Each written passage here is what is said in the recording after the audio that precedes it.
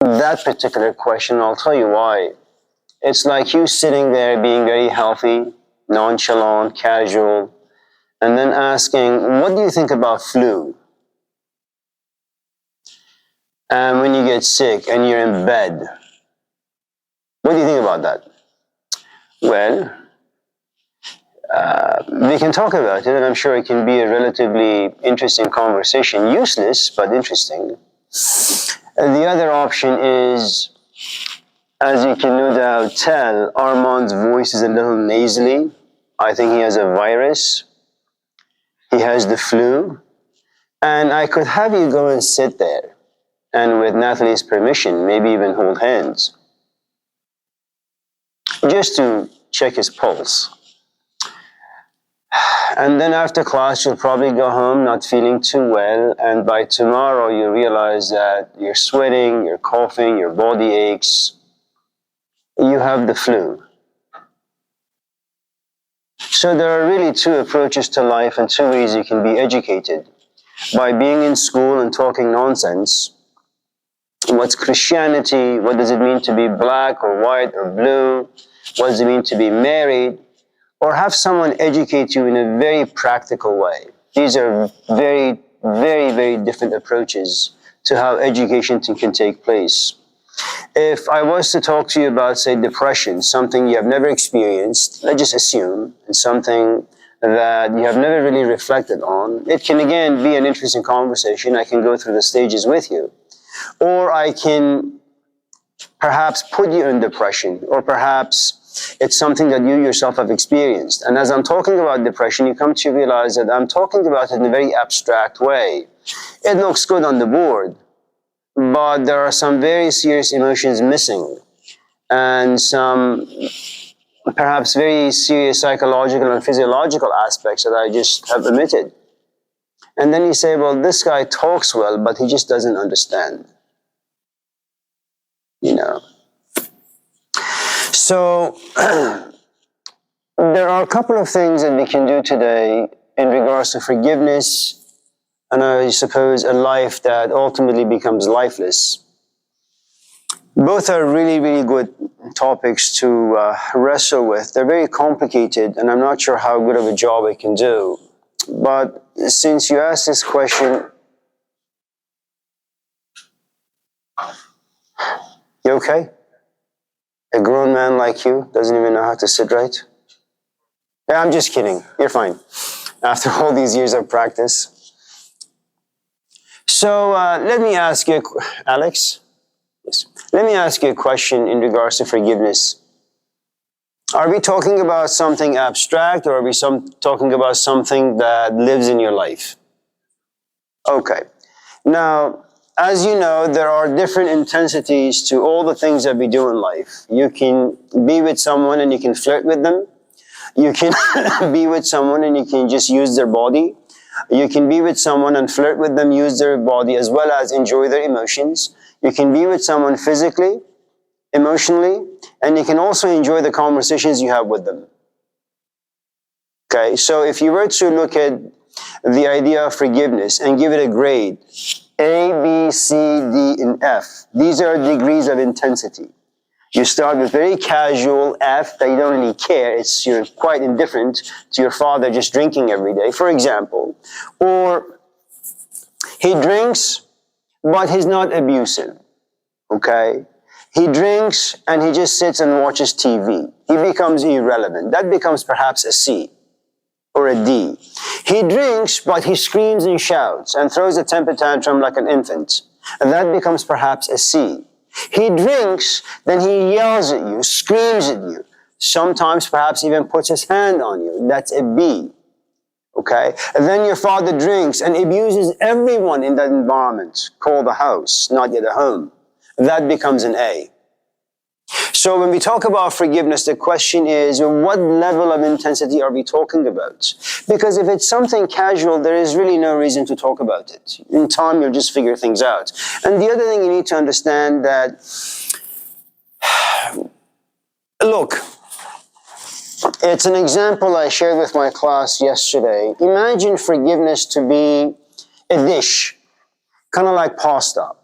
and you don't really know how to make this dish. You don't really know what to do with the idea of forgiveness. You have heard the idea of forgiveness, okay? You may have even seen it on TV, you know, that you have a mother whose son was shot, she's in the court, and the mother kind of looks at this guy and says, I forgive you. And they hug, they weep, and the guy is sentenced, but the mother continues visiting him and writing him and all that stuff. Maybe you've seen all this stuff, okay?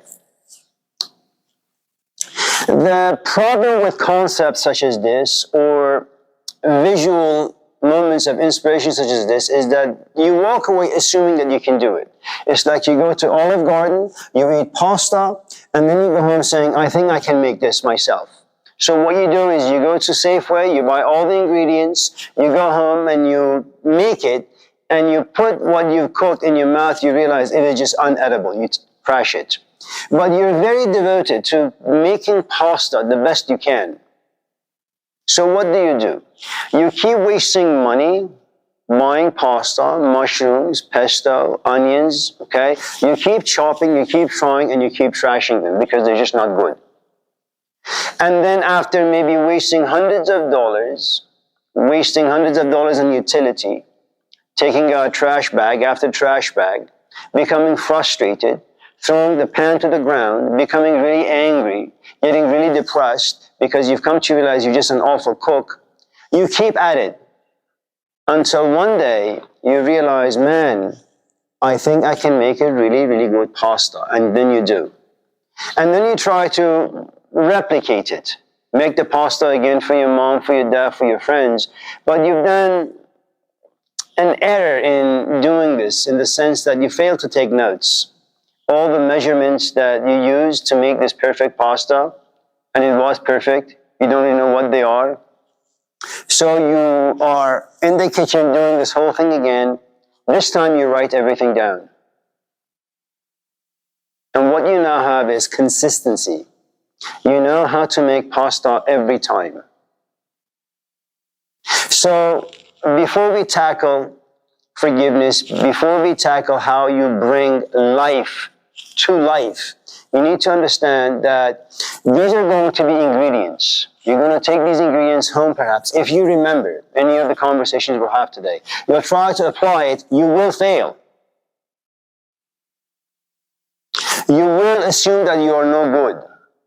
And you need a support system that will tell you, Alex, keep trying.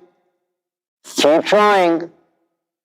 You need a support system for that. You can't do it on your own. Because if you really want to live an authentic life, you cannot do this on your own.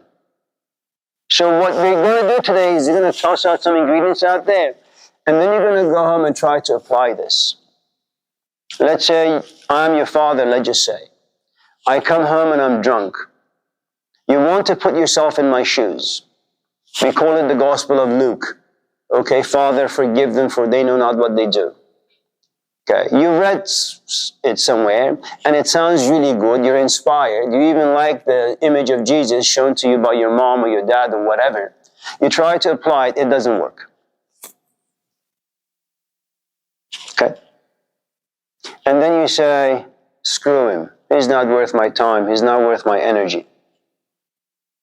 But you see, your task is not about fixing me. Your task is about understanding forgiveness, how it works, what your capacity is in relation to forgiveness. Okay? Remember, if you don't understand this stuff well, what's going to happen is you'll be filled with a good amount of bumper stickers. You'll want to apply them, you will fail, and your confidence will go down. You'll become frustrated, confused, angry, and there's a good chance you'll begin to self-hate. You don't want to do that.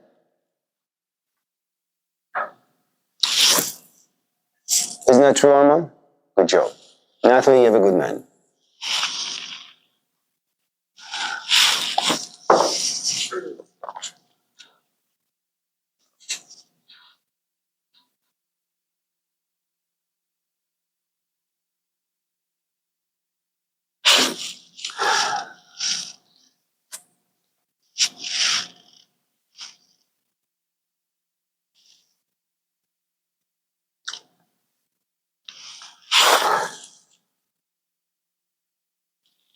Can you create for me a scenario?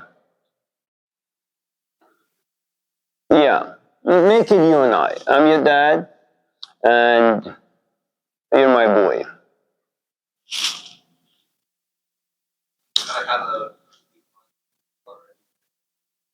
I'm sorry? Okay. So, before we can talk about drinking, and let me just say that I'm your dad, you're my son, and I drink. Now let's create a scenario. My own parents, your grandparents, they've never drank. Okay? So I don't come from an alcoholic background. I don't have a wife that's alcoholic. Okay? My friends don't drink either. So there is no history of alcohol in my family. So now the question is, why do I drink? Now, it may be that my father is alcoholic, and that's what I saw him do, so I mimic, because that's what kids do. Kids mimic. I want to remove that scenario because it makes things very, very complicated. Okay? And we can approach it later on. Before you can understand why I drink, you need to understand life. Because remember, everything we do under the sun is a coping mechanism. Armand is here. He's flown here from Canada. Why? He misses Natalie. Okay? How does he cope with loneliness? How does he cope with missing her? They call, they text. Eventually, Natalie gets frustrated. I need to see you. He saves money. He eats less, goes out with his friends less to save money. He buys a ticket, comes here. Okay? So everything we do in life is coping. He asks, how can I get an A in this class? Well, what does it take for him to get an A in this class? He has to cope, to suffer. The fact that he needs to come here every Tuesday and Thursday, listen to someone like me yap on for an hour and 15 minutes, conversations he may not even enjoy. Then he has to go home, listen to the audios. Then he has to sit and think and write and go back to his writing, revise, edit, and then submit. And then possibly get a C. And then he needs to email me. I got a C, I want an A, what do I need to do? Everything about life is about coping. And if you don't have a very healthy immune system, there's a good chance you're going to get sick all the time. Now, this is a philosophy class, which means that your immune system has nothing to do really with your physical body. It has to do with your intellectual body. How well can you think? How well can you look around you, observe, pay attention, break things open, look, and regardless of how you may feel about what you witness, can you break them open, process them, analyze them, without getting entangled with emotions? Because if you don't have that immune system, everything is going to rub you the wrong way. You're going to just break all the time. Now, to talk about how you and I cope with life, I'm going to talk about a man I admire. His name is Sigmund Freud. Remember, we are not yet talking about forgiveness, because forgiveness is part of life. In other words, you walk into life, life touches you in a certain way, you become angry. Okay? Anger triggers you, your hand goes up and you slap someone. Now the question is, what are you reacting to? You're reacting to life. What is it about life that pisses you off on a daily basis? So let's talk about life. Okay? Because remember, someone like Van Gogh is a lonely, depressed human being. He writes and he paints. Someone who lives in a sucky life is also lonely and depressed, but they put their fist to someone's face. So remember, all of us in this class have no choice but to cope. And depending on your inner maturity, how well you think, how well you examine your life, that's the way you're going to express yourself. Now,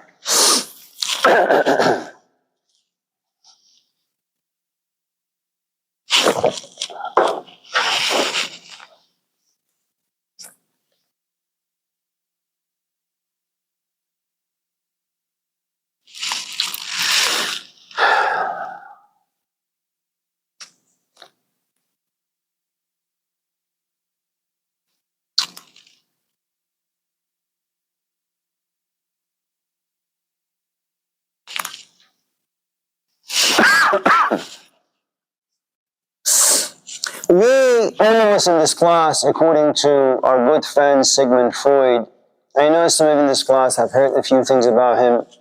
Let me just kind of give you a very, very quick synopsis of who and what Sigmund Freud was. He had a brother named Michael. Freud, I think he was the oldest. And I don't know if any of you in this class have ever examined what it means to be the first child. You can ask Russell, he'll tell you. When you're the firstborn, your parents have only you, which means they're going to spend 110% of their time and energy on you. You are the sun. Everything your parents do revolve around you. You have all of their attention. You have all of their resources. Then his brother is born, whose name is Michael. You know, to be in a monogamous relationship is an interesting thing because your companion shows his or her interest only towards you.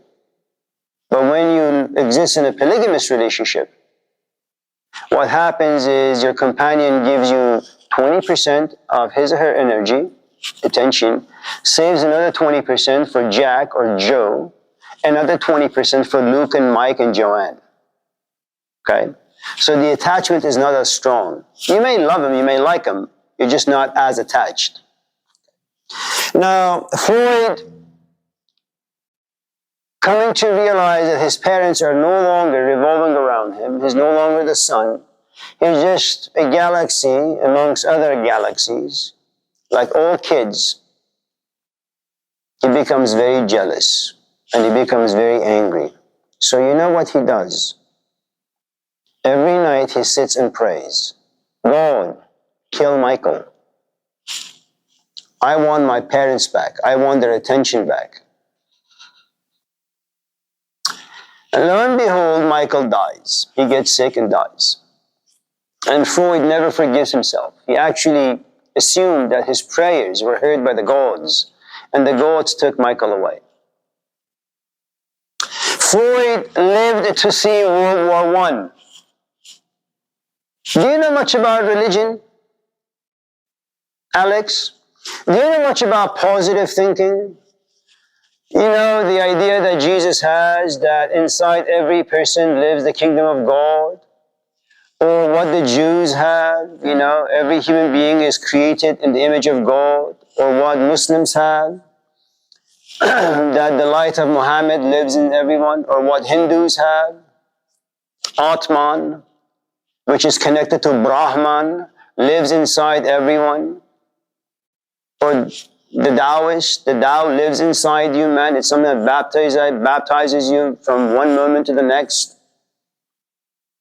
If human beings are so noble, why is it that we're so crummy?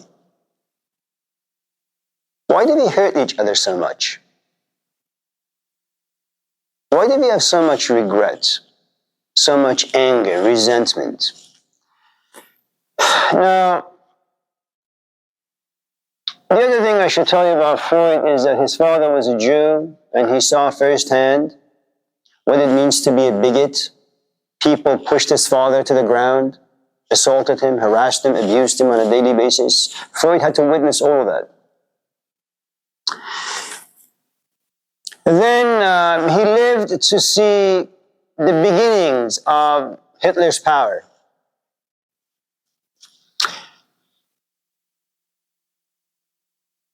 I think, if I'm not mistaken, two of his sisters were tortured to death by the Nazis. One was starved.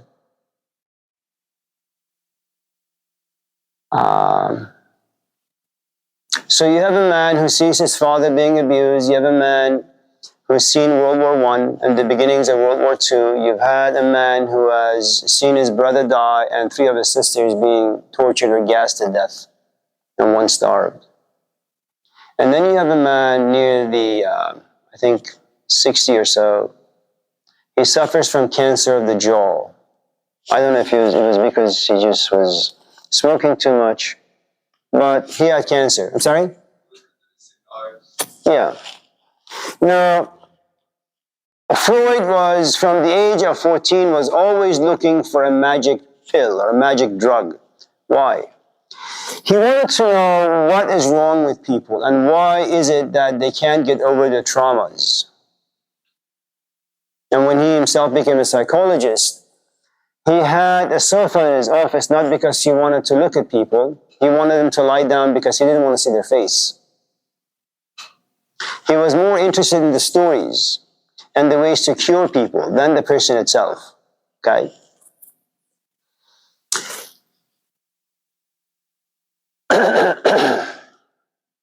This is a man, despite whatever you guys may think of him in this class, from the age 10 or so, he was really, really curious about why human beings are the way that they are.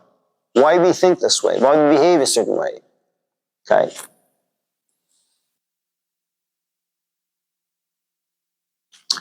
And he argued that his ideas are kind of like Rembrandt.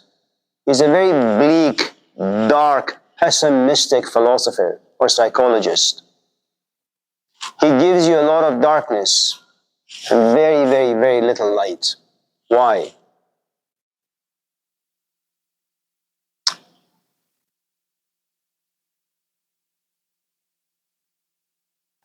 Armand is 24.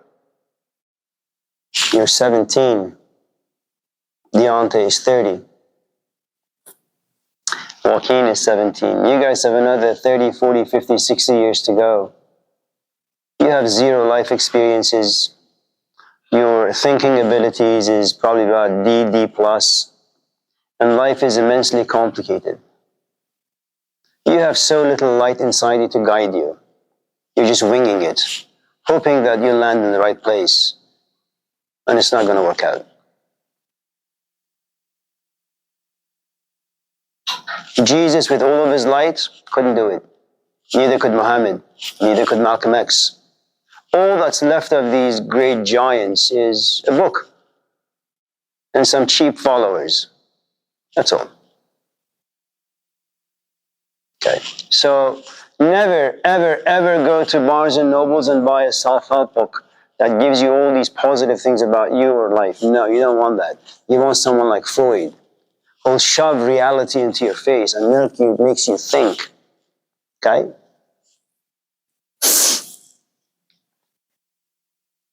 So, let's go back to the concept of forgiveness within the context of everyday life.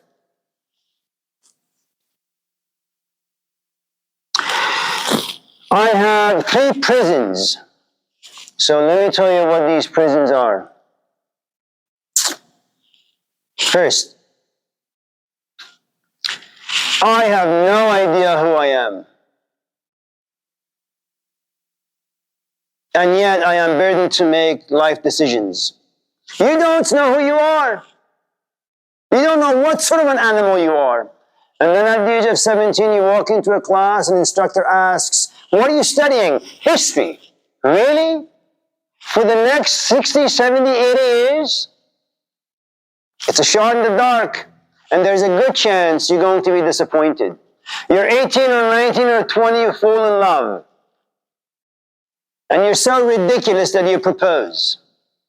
And your companion is even more ridiculous that she accepts and says yes. You get married.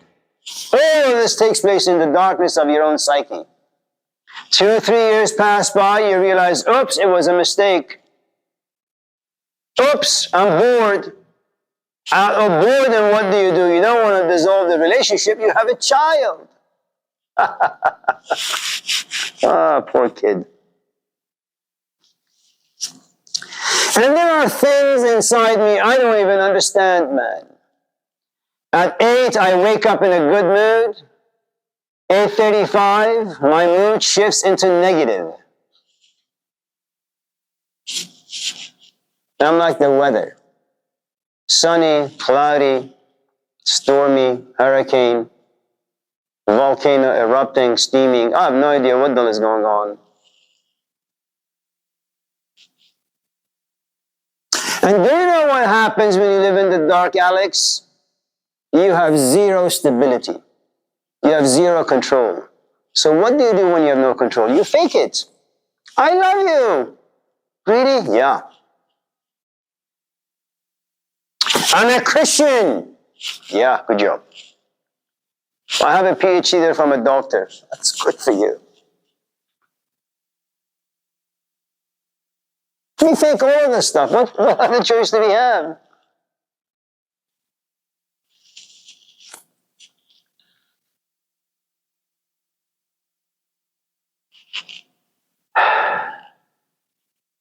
There are moments I wake up and I'm angry as hell, and I have no idea why.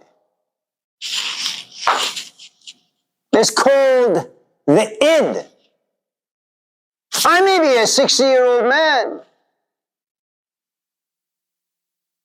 but there are parts of me that I don't have access to, and they sometimes come out, and they make me feel as if I've never grown up, really. Makes no sense. And this part of me lacks patience, lacks reflection, lacks dignity. It's just immature and infantile. If you want to know how that works, just wait till you get married. Sometimes in relationships, people say the meanest thing. And then they kind of, take some space, they walk, and they say, really? How could I have been so stupid? That's who we are.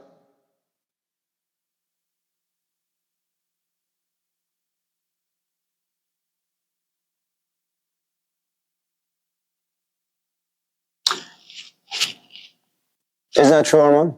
Good job. So this is what happens when you work for the state. Now,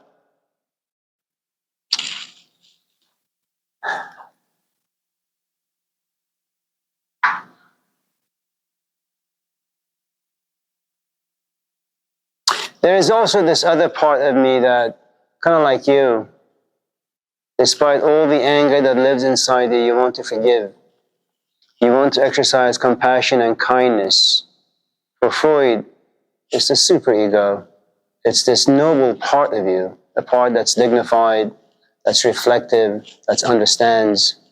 And you have to go through your entire life, 80% being in the realm of id, and 20% being in the realm of superego. There's a part of you that's very much like Satan, dark. And there's this other part of you that's kind of like Jesus Christ. And every time you become Satan, you feel bad. You know why? Because the Jesus part of you comes out and says, Alex, you should have known better. Alex, what's wrong with you? Alex, you know your father is this way. Forgive him, for he knows not what he does. And then you become angry for just Jesus to be coming up all the time. Why? Your father doesn't deserve forgiveness, man. And yet this part of you demands that you forgive him. You see how complicated you are and you're only 17? You take that complication into a relationship, having children, having a job, in a world that doesn't care for you, all that stuff. All right? Now, you like that, Joaquin? Russell? Oh, you can't. I mean, you can. It's very much like what we talked about. You can get the id or the superego. You can get both of them to shut down. Not all the way, but there's always be a cracked door that they can kind of slowly come out, like the serpent. But the more reflective you are, the more mature you are. And the problem with reflection is the following. Look.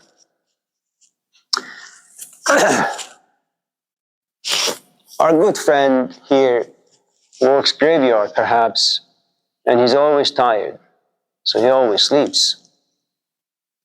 Now, I'm a 60-year-old man from a completely different culture, different background, I can look at this and say, the amount of disrespect, right? But I take myself back in time when I worked graveyard shift at Shell gas station Del Paso Heights in Sacramento in the 1980s. It was a place of prostitution, gangbangers, all sorts of things, you know. And graveyard is really, really tough. You would think that your body would eventually adjust. It won't. We are not biologically designed to be up at night. It doesn't work, you know. Once in a while it's okay, but every single day it won't work, you know. But the idea of feeling disrespect by him is an emotion.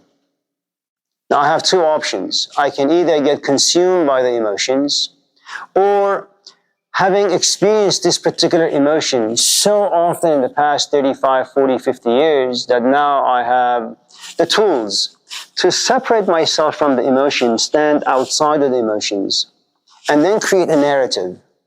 He has two jobs. He's taking 21 units. His father isn't around. He has to take care of his mom. And that narrative may be absolutely incorrect, but that narrative allows me to cope. It allows me not to get consumed by the emotions, and I won't harass him. I won't abuse him. I will simply allow him to sleep. Now, does that mean I will never slip? No, I will slip once in a while, but for the most part, I am in charge of the emotion, not it charging me. And if your question is, how do I stop this? Very much like Alex, how do I stop being angry at so-and-so? Again, it's like cooking a dish. And you want this dish to taste good and smell good and look good. So what you have to do is, first you have to become interested in it. If you're not interested in this dish, well, you can just fantasize about it. It's not going to go very far. If, on the other hand, you are interested, you know, very much like you're interested in protecting the well-being of your kids, what you do is every day you look at them, you feel a certain thing, and you will go out there, get yourself some tools to make sure no harm comes to your kids. So if you want the it to shut up so that you don't regret acting like a 2-year-old, or if you want the superego to stop so that it doesn't expect ridiculous things from you, okay? These are two different dishes. And if you don't want Jesus to come up inside you and make you feel bad for who and what you are, find ways to shut him down.